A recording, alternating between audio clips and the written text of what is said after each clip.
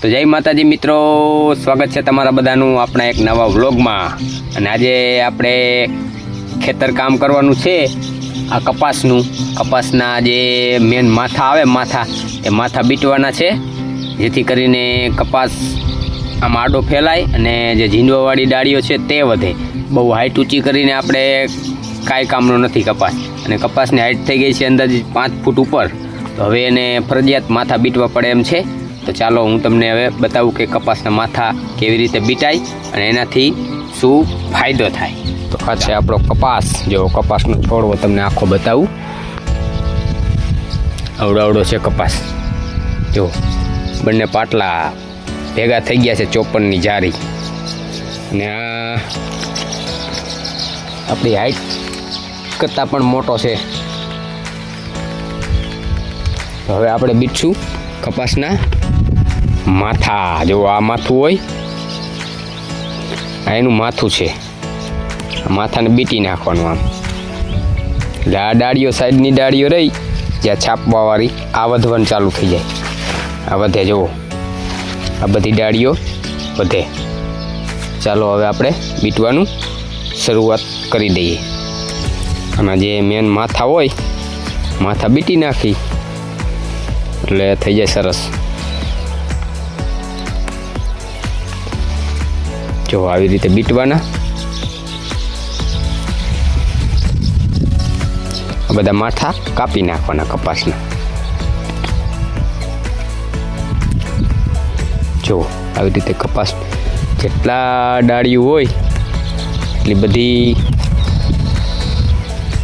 ના માથા બીટી નાખવાના, એટલે ઝીંડવાવાળી ડાળીઓ થાય। જો અહીંયા ચકલી માળો બનાવે છે સરસ મજાનો, જો કેવા ગૂંથા છે પાંદડા, તો જો અહીંયા બનાવશે માળો। આવી રીતે કપાસના એટલે બધાય માથા કટિંગ કરી નાખી, જેથી કરીને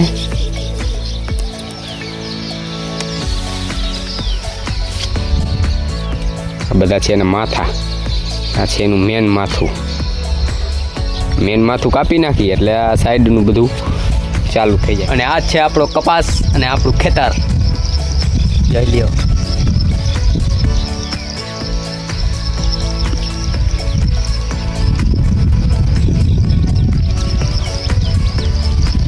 મારા જેવડો છે,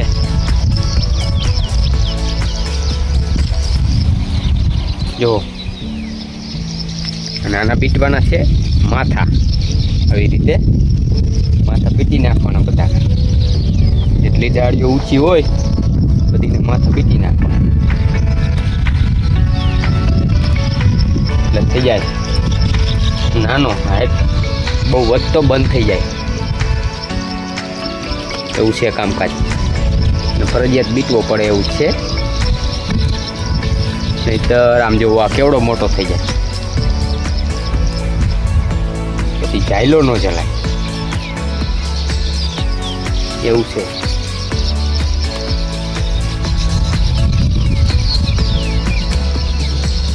આવી રીતે માથા બીટી નાખવાના કપાસ।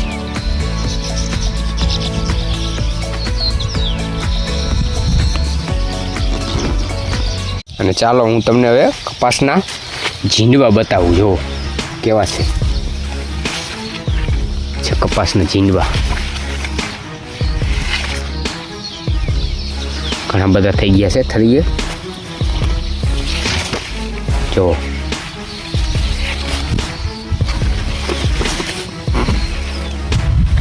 ઉપર સુધી, અહીંયા સુધી।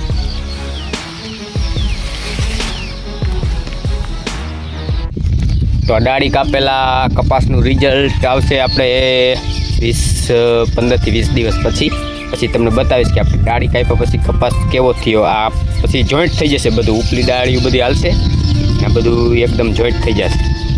પછી હું તમને બતાવીશ કે ડાળીઓ કાપવાથી શું ફાયદો થયો અને કેમ ડાળીઓ કાપવી, હું તમને આગળના વિડીયોમાં બતાવીશ। ત્યારે આપણે એક બનાવશું વ્લોગ। તો અત્યારનો વિડીયો તમને જો પસંદ આવ્યો હોય તો વિડીયોને એક લાઈક કરજો, ચેનલમાં નવા હોય તો ચેનલને સબસ્ક્રાઈબ કરજો, અને સરસ મજાની એક કોમેન્ટ કરી દેજો ને હાઈપ કરજો। જય માતાજી બધા મિત્રોને આવજો બધાય. જય માતાજી.